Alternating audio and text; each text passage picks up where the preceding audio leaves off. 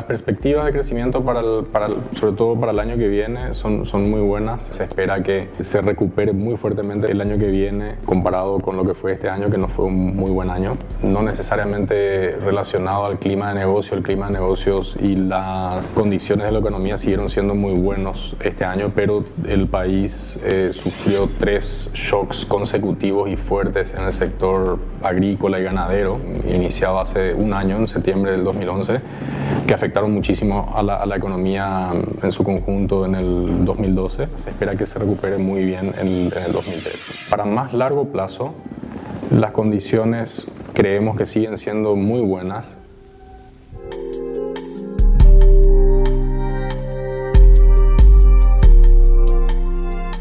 Una de las tareas también del Banco Central es que la economía funcione lo mejor posible. En otras palabras, una estabilidad de la moneda.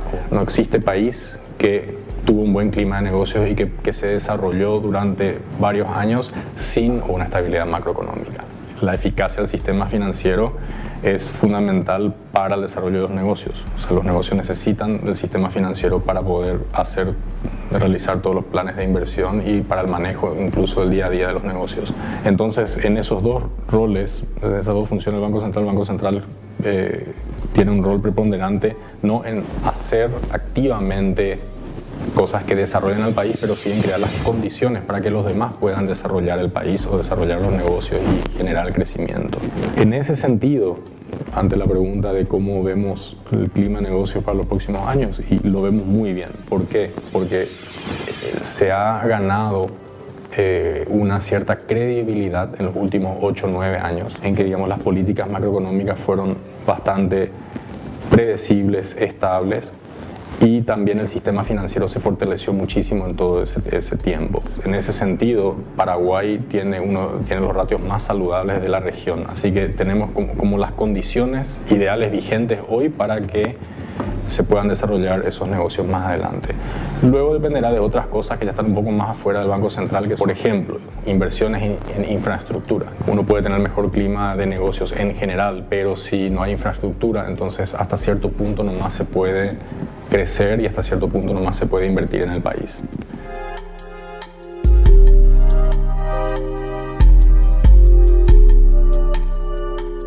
Para el Banco Central es por ahí un poco más simple porque es fundamental para generar todos los indicadores que son de importancia para el Banco Central, como por ejemplo la inflación. La inflación es el cómputo del índice de precios del consumo requiere de métodos estadísticos para ser formulado. Otros indicadores importantes que publica el Banco Central requiere de estos métodos estadísticos.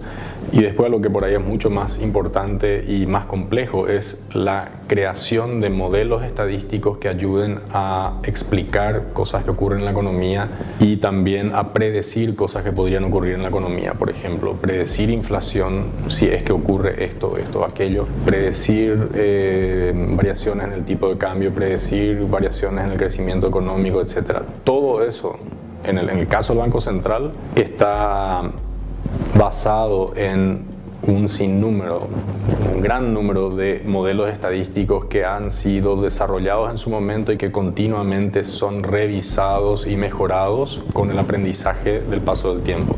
Entonces en el Banco Central por ahí es más simple porque es muy concreto que es fundamental utilizar estos métodos estadísticos para el desarrollo de políticas, la política monetaria, para evaluaciones del sistema financiero, etc.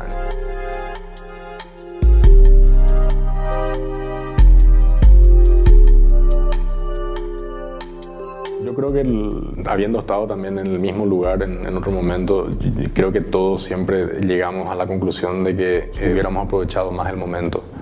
Entonces yo lo que diría es ese momento, el momento de tomar estos cursos, el momento de tener contacto con profesores de primer nivel que están viniendo a estos cursos, lo que yo diría es aprovechar al máximo ese momento. En el caso de una maestría, en el caso de estudiantes y en el caso de los negocios, lo bueno de interiorizarse en los métodos estadísticos es que te permiten entender mejor cómo funcionan las cosas y sobre todo entender un poco más allá de lo obvio. Muchas veces cuando uno lee una noticia o cuando uno ve unos números sin mucho detalle que hay detrás, uno tiende a creer o tiende a interpretar muchas veces algunas cosas que ocurren en la economía de una manera no muy correcta. Los métodos estadísticos te permiten justamente ver detrás de eso y ver que algunas relaciones pueden ser coincidentes, algunas relaciones pueden ser